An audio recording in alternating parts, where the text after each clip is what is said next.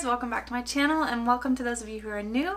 Today I'm going to be doing a little recipe for you guys to try to help you through this cold and flu season. I'm going to be showing you how to make an elderberry syrup. The reason that I'm going to be doing it is because I'm actually fighting off a cold that I've had for about a week now, which you can probably hear it in my voice. That's also why I haven't posted any videos, so I apologize for that, and I thank you for you guys being so patient with me. Being sick is no fun, so this is something I actually meant to go ahead and do about 2 or 3 weeks ago, but I put it off and then I got sick, and now my little girl is starting to get sick, so I figured I better go ahead and make it.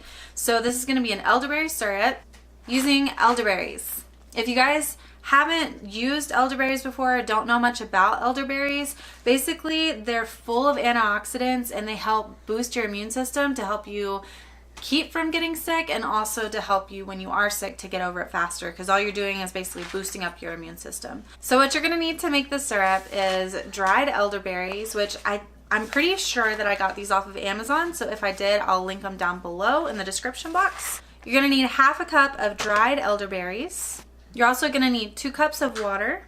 You're going to need some cinnamon and ginger. In the recipe that I saw on YouTube, you're actually supposed to use a cinnamon stick and fresh ginger, but I don't have either of those, and I've done it before where I've just used my ground cinnamon and then also ground ginger. So for the cinnamon, I'm going to use about half a teaspoon of ground cinnamon, and then I'm going to use about 1 teaspoon of ground ginger. Also in the recipe that I found on YouTube, it calls for cloves, and I don't have cloves either, but what I'm going to do instead is use my thieves oil from Young Living. So the ingredients in the thieves oil are clove, lemon, cinnamon, and rosemary. And this is a really good oil that helps boost your immune system as well, and we use this definitely in the wintertime, sometimes year round, for my kids so that they don't get sick as often. So I'm going to use about 5 to 10 drops of the thieves in the syrup. The last thing you're going to need is about 1 cup of honey. And in the recipe that I found, it says to use naturally, locally sourced honey, which I have a little bit of that, but I'm also running low on all of my honey, so I'm kind of using 3 different kinds, so hopefully that'll be okay. This one is an unfiltered honey. I also have a locally sourced honey, and then just some other honey that I got somewhere. I don't even know where. You're going to kind of adjust the sweetness to your liking or your kids' liking, whoever's going to be taking the syrup. And the elderberries are pretty bitter, so that's why it calls for about 1 cup. Okay, so the first thing that you're going to do is take your half a cup of elderberries and put those into the pot. And then this is where you would add the cinnamon stick and the ginger, but in my case I'm going to just be adding the ground ginger and the ground cinnamon.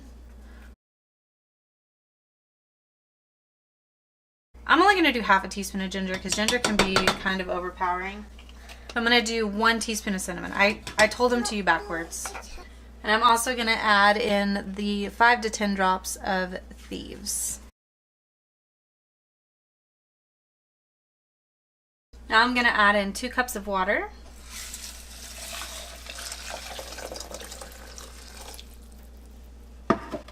And then I'm going to turn this on to medium-high heat. Mix it up just a little bit so that everything gets incorporated really well. And then we're going to bring it to a boil and then turn the heat down and let it simmer for about 20 to 30 minutes.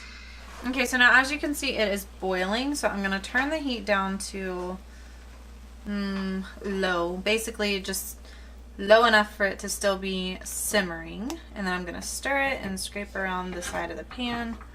By the way, this is going to make your house smell really, really good and kind of Christmassy with all that cinnamon and clove smell.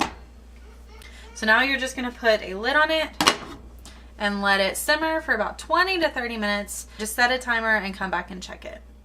Okay, so our timer went off and our liquid has reduced. You want it to reduce by about half. And once it has done that, you can see it's more of like a syrupy consistency. And so I'm just going to scrape the pan again, and then I'm going to pour it over here. So you're going to want to have a bowl, or I'm using a measuring cup, a glass measuring cup, since this is going to be very hot. And then just a strainer. I'm going to pour this in so the berries stay inside the mesh strainer. You do want to be careful when you're pouring this because these berries will stain.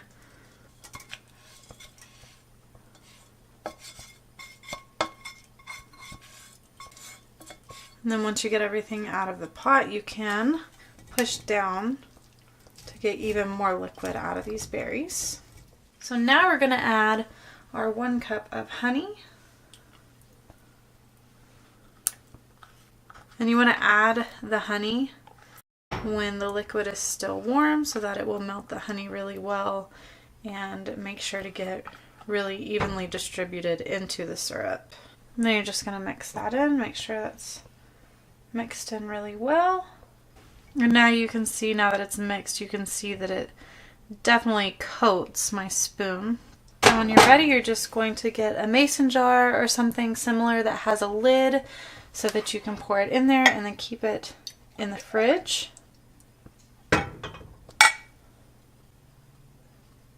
And then you can just pop your lid on and put it in the fridge to keep it stored for about 1 to 2 weeks. And that's all there is to it, guys. It's a really simple recipe, but I love and use it all the time in the winters. It really helps boost your immune system so that you're not stuck in the doctor's office all winter long.